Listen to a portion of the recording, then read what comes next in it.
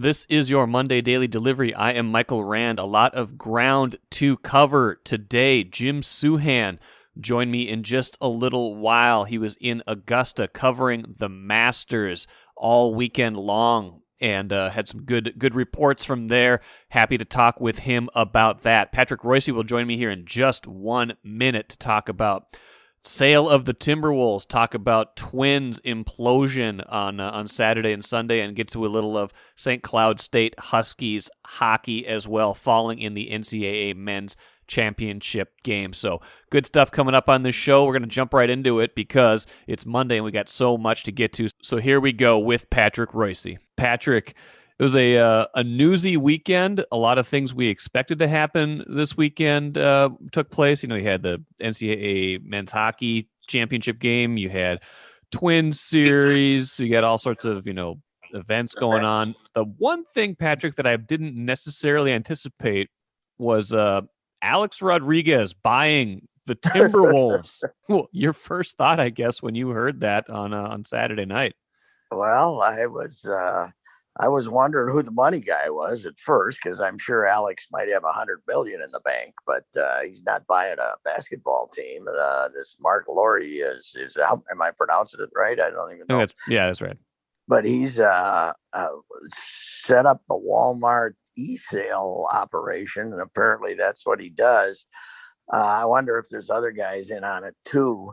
But $1.5 billion, allegedly, that sounds a little steep, and I think that's more than even Glen Taylor imagined when it started. But I obviously was shocked. I hate the guy, so it'll be interesting. I think he's one of the biggest phonies in the history of man. I actually, a couple of years ago, when he was starting off his very mediocre work on ESPN as an analyst, he was at the ballpark, and the Twins ballpark in Hammond Stadium, and I went over to him and he said, "Yeah, I'll get with you right in a minute." And of course he ended up stiffing me, but that really doesn't change my view of him. He's a world-class liar, and showed that on the whole steroid thing. And but he certainly has remade his image with the majority of the public. The fact that when he's basically banned from baseball and he's still on the telecast tells you something about baseball's desperation to try to reach an audience. Okay, baseball could have told ESPN not to use him, but they didn't. So I don't know. It'll be interesting. Of course, you have a hard time, Mike, really believing that A-Rod wants to own a team in the bustling burg of Minneapolis and St. Paul. I have a hard time with that. So, of course, the immediate speculation is 5 years from now, where do they want to put this team? 3 years from now, where do they want to put this team? That's, there's going to be some proviso in there that Right. that he can't move. But Chris Hine had a story on this a year ago that all legal authorities say that they really can't make it so arduous to break the lease. Break a lease only costs $50 million, which is chump change when you're spending this much. Yeah, it'll be interesting to see how they ultimately structure this thing to see if there are any things they can do, or what they're going to say coming out. Sounds like A-Rod's going to be at the game tonight. That's what I heard. That'll be interesting. He's just an interesting historical figure. He kind of brings some, I was going to say brings some juice to the sale, but maybe that's not the perfect. Well, he does. I mean, the public will like it. Whatever NBA audience we have here, which is very, very minimal at the moment, the youthful part of that will be impressed by him because they don't care that he was taking steroids. What is a 22-year-old NBA fan in Minnesota care about A-Rod's past? I think he'll be fairly popular with the audience they're trying to attract, and he'll give his interviews in which he says nothing. By the way, my wife has turned on him too because as bad. Did she turn on him as bad as Dick Bremer? Did you see his tweet last night? Oh no, what did he say? I think A-Rod made a Sunday Night Baseball appearance. Yeah, he was on Sunday Night Baseball, of course. And he was talking about how he liked to hit in the Metrodome last night. And Dick Bremer tweeted, "Yes, A-Rod, the Metrodome was a great place to hit, especially when you were gooned up on the juice and your urine glowed in the dark." Oh yeah, well, yeah, that's kind of nasty. But he was, I mean, the deal with this guy is that our guy, our former reporter Selena Roberts was the one that started it and basically exposed him as a cheat on the steroids, which we all should have known anyway, looking at him. But they badmouthed her or something fierce, and then they ended up having to turn around and admit that he did it. Then he got caught again. So I don't know. It's but anyway, Mrs. Reusse turned on him because he's so smug on Shark Tank. He's an occasion. She's a Shark Tank watcher. Okay. And he comes out there with Cuban and all these other like financial geniuses who've created this wealth. And he comes out and he's just the most smug guy they've ever had on that, she said. And then he never gives anybody any money. He never says, yeah, okay, I'll invest 300,000 in that or 500,000 in that. He's like most athletes. He likes to keep his money. So it'll be interesting to see how much he actually has to pony up in this sale. And owning an NBA team is kind of a license to print money in the first place, because you got these, you got the TV contracts, you got all this stuff. Even if they keep the team here for a long time, which again, that was the big question. Like you said, as soon as this came out, the value will keep going up, you would imagine. Although maybe I don't know where the bubble is on some of these sports teams, but no, I don't either. We'll see. But the big thing was, people immediately was just kind of amused me. Glen Taylor, people have been, Glen Taylor, the caveat we always have to mention, he also owns the Star Tribune. People, Wolves fans for a long time have been wanting him to sell the team, because this team has not exactly thrived, Patrick. I don't know if you've noticed in the last 20 years, has not been a great run for him. But then they finally does agree to sell him. People are like, oh, no, don't sell him. Don't sell him to A-Rod. It's like, so, well, what do you want, really? Yeah. And people say Las Vegas or Seattle. Well, I got news for them. The NBA isn't letting any current teams move to those two towns, because those are the towns where they want to get $1 billion expansion fee. $2.5 billion. $2.5 billion was the expansion fee that's being talked about. You're kidding me. I think that was the number I saw. I don't think Seattle will pay it. Maybe Vegas will. Yeah. But they're not going to let where I was thinking if they moved the team. No, this sounds goofy. They're building a new arena. Yeah. On Long Island. They already have, you already have two teams out there. Yeah. But they, Long Island out there where there's a lot of money out there.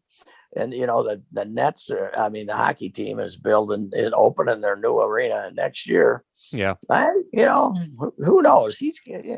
I don't know where the heck where they would move, but obviously they'll give it a run here. My question becomes, Mike, when all of a sudden we start talking about needing a new arena. Yeah, because that Target Center's been around for quite a while, right? Like 1990s.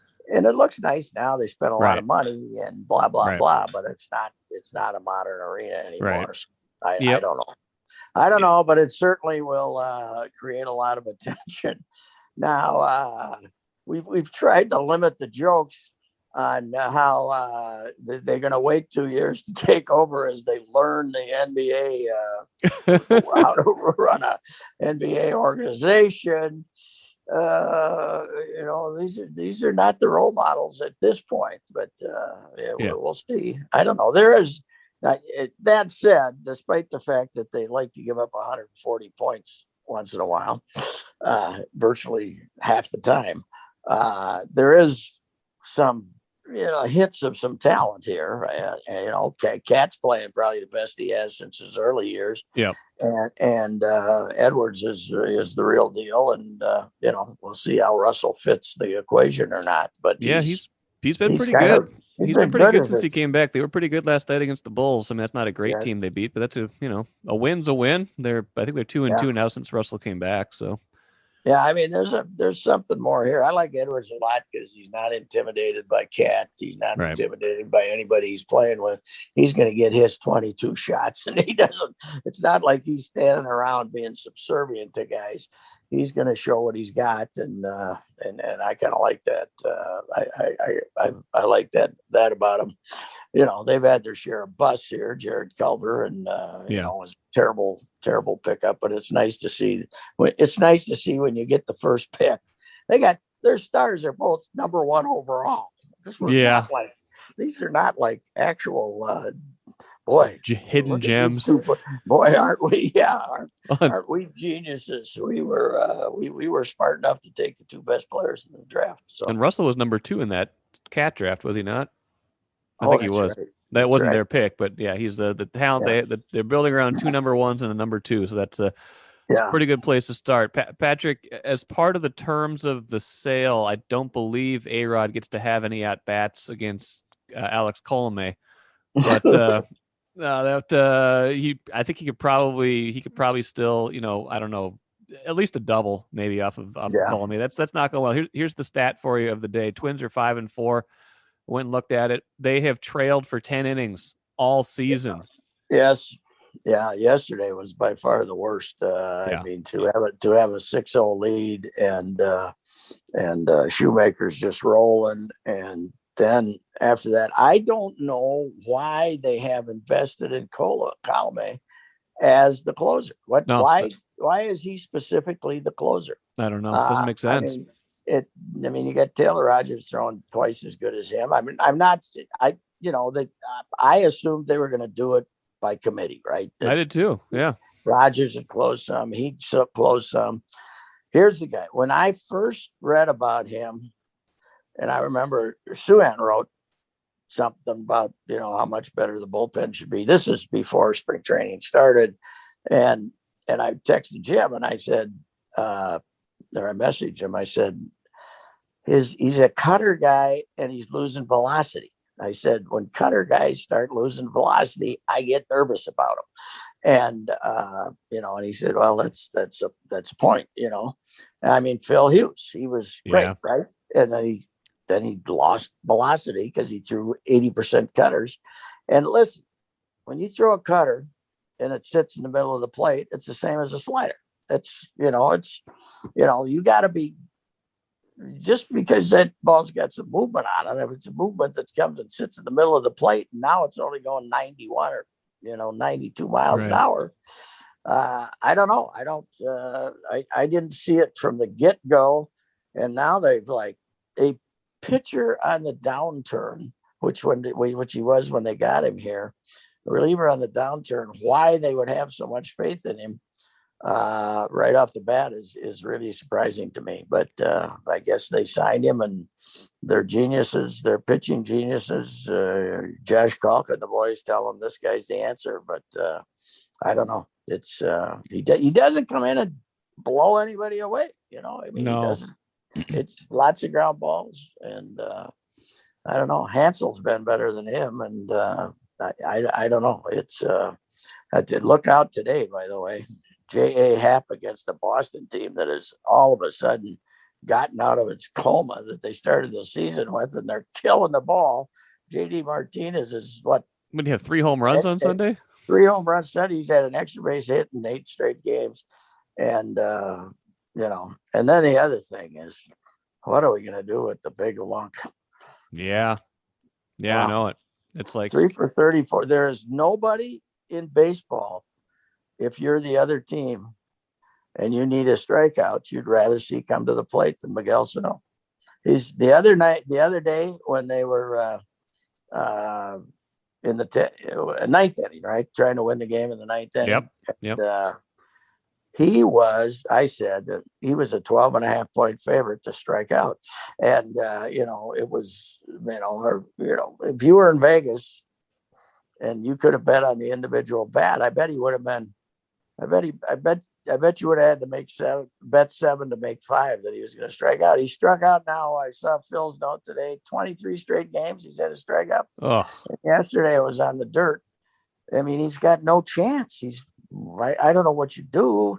You can't option him. There's no place to option him. B, he can't be optioned because he's had over 5 years of experience and he might be on options anyway.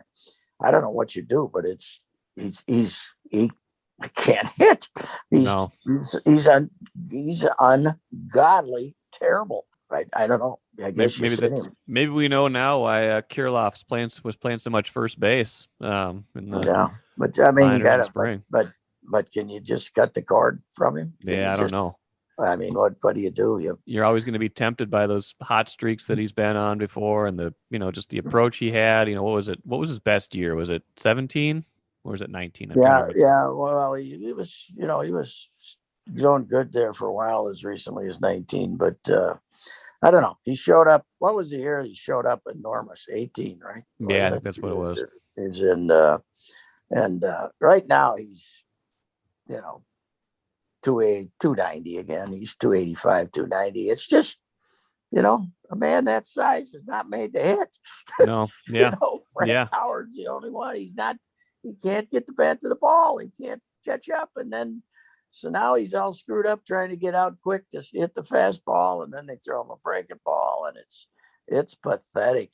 And I mean, and he's terrible at first base too. So, aside from that, he's had a really good year. I mean, what are you going to do? I think you just got to sit him on the bench, and when Robinson comes back, you got to,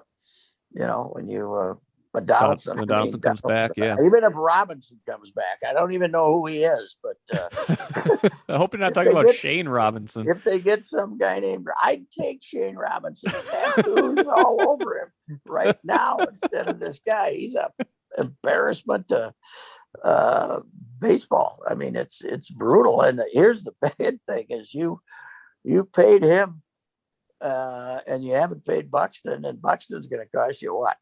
Yeah, he's going to be expensive. $150 if you're lucky. He keeps this up. He keeps this up and stays healthy this year. Oh man, he's going to be very expensive. But you gotta hide Sano someplace. I don't know where. And I think the only thing to, if he's on the bench and they bring in a lefty, maybe you can run him out there. Maybe he's got a chance against a lefty. I knew he was in trouble when he couldn't even hit the ball hard against Marco Gonzalez the other day, a soft throwing lefty. That's the kind of slop he can hit, but he's brutal. And by the way, former manager of the year, Rocco, let's get your act together here, buddy. 2 days ago, why the hell did they pitch to Seager in the ninth inning? He's there, not yesterday when he hit the home run. Right, because it was first and second, nobody out yesterday. He had to pitch to him. But you got a base open. You got Taylor Rogers warmed up, and you pitch to him. What? Yeah, I don't know. And it was idiotic. And you either got to walk him or have Rogers come in and try to strike him out. It's and he's done some goofy things right now. He's and I don't think it's him. He's got all his analytic guys and stuff telling him this is the matchup you want. But I don't know.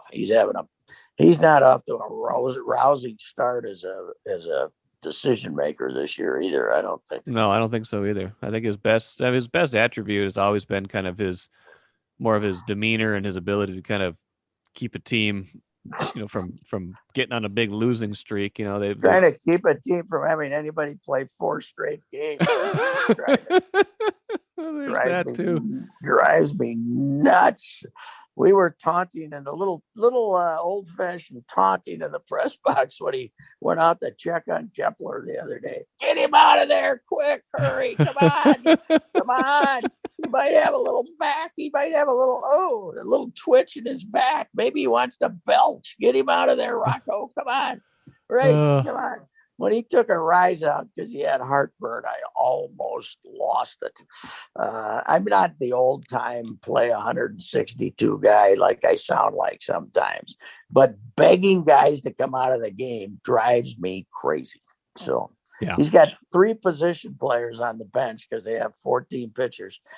And and he's begging guys to leave all the time. Yeah, it drives me nuts. So I don't know. It would be nice if Miguel could, if he could discover an injury for Miguel to take 10 games off here. As I used to say about some of these guys, take 15 days off and then quit.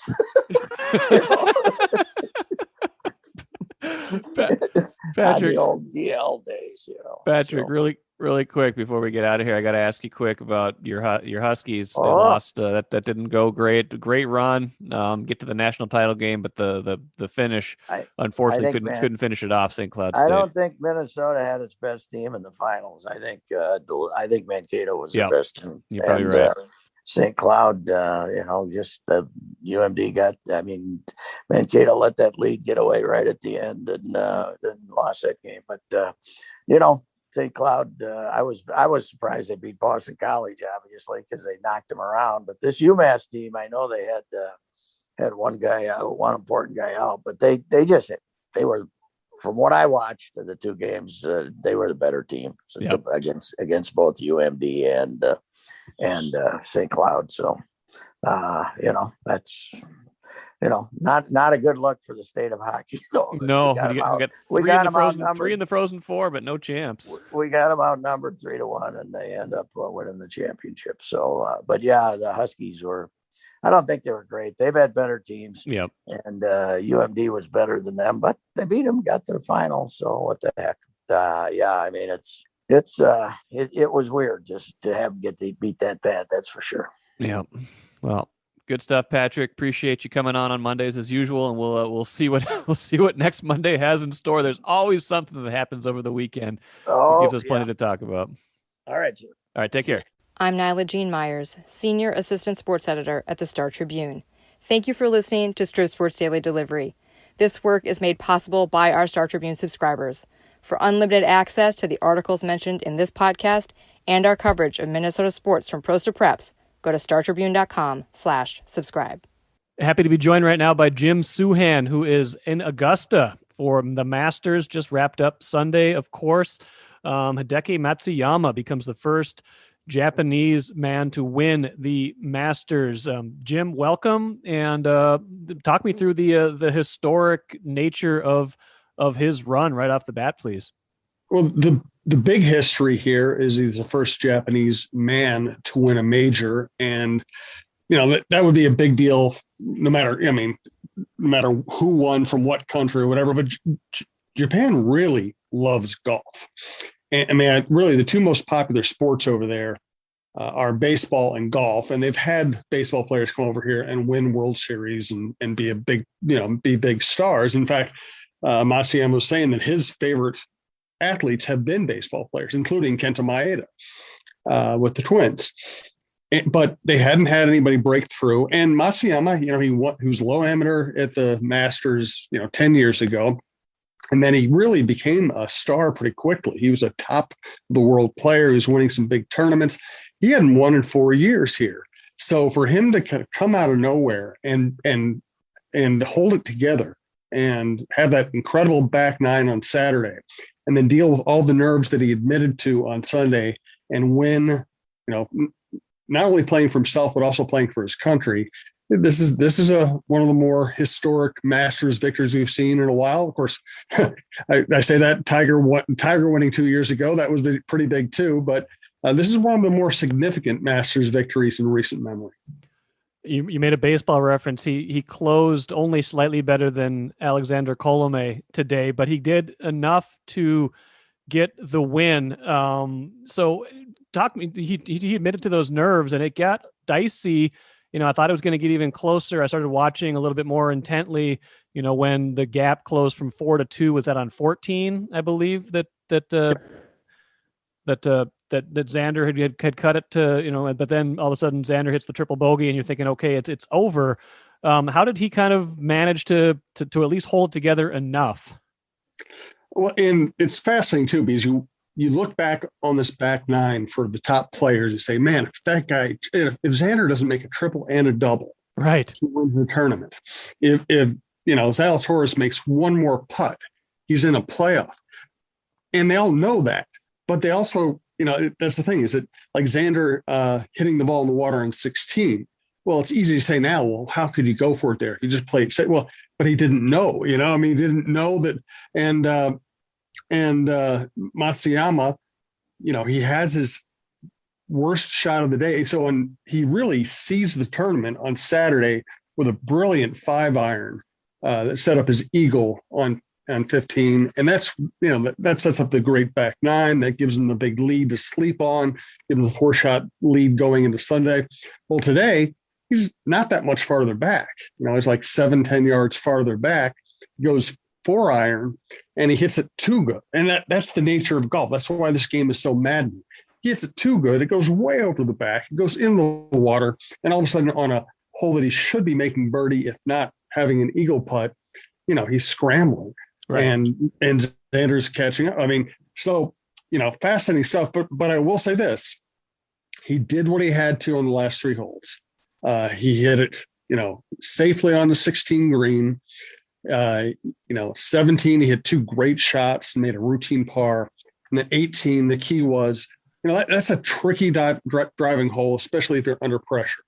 And he had a beautiful fade to avoid the bunker, set himself up. Second shot into the greenside bunker, which is not bad when he had the margin he had, blasts out 2 putts and he wins it. So he did just enough, but he also did just enough because he knew exactly what he needed to do. Yeah, that's true. Right. And you mentioned, how can those other guys play so aggressively? You don't know what he's going to do. And, it's when you're in the trail position, you are naturally going to be aggressive. It's the hindsight, it's obviously the hindsight where you say, oh, I wish I wouldn't have done that because I would have been in a better position. But they played the correct level of aggressiveness. It just didn't work out for him. Exactly. And Xander kind of double crossed himself there. And everybody knows what happens on 16 with that pin placement. You try to hit it, a little to the right of the pin and it'll feed back. Xander got a little aggressive and all of a sudden he's in the water and then he's hitting a bad, then I'm sure his nerves are shot and he's hitting a bad shot out. And that's the thing. That is the thing about golf is you can see the nerves and you can see how it affects them. And Matsuyama said he couldn't sleep last night, couldn't sleep this morning. He comes to the golf course and I'm standing 5 feet away from him on the first tee and I could tell that he was nervous and hits that first shot way right and then kind of chunks it out to the fairway and hits a really nervous little wedge shot and it spins back and he 2 putts for bogey. But, he settled himself. He makes birdie on 2, plays really well from there until the 15th, really. And he had built himself up enough of a margin that he could afford to miss a couple. Jim, last thing for you. Appreciate it. Jim Souhan out in Augusta, covered the Masters for the Star Tribune. Atmosphere-wise, we've been on this kind of year-long journey of, no fans for a long time, and then obviously spectators here. How did it feel to be out there? Great and weird. Yeah. It was cool that they had 12,000 or so fans here every day, but it was quiet. And you heard some roars, like when Corey Connors made an ace. Yeah, you heard a roar, but it wasn't a roar. It was everything was just mild. And, that's not a terrible thing. It's a good thing that they're being cautious here, but it just wasn't the same, And so I think combination of not having Tiger walking around, just attracting attention, and the fact that there just weren't as many patrons here as they usually are. It just felt quieter than usual. And then that's not a terrible thing, but it was different. Good stuff, Jim. Appreciate it. Read Jim's coverage at Star Tribune, startribune.com. And Jim will catch up with you down the road again, okay? Great. Thank you, Michael. Appreciate it. Let's end with the cooler. NHL trade deadline is later Monday.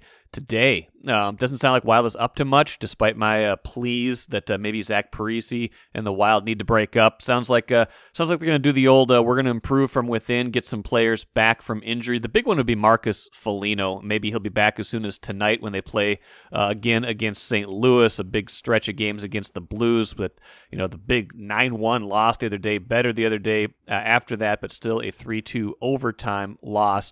Marcus Foligno, you can kind of draw a straight line through the way they've played with him and without him. It's been much better with him.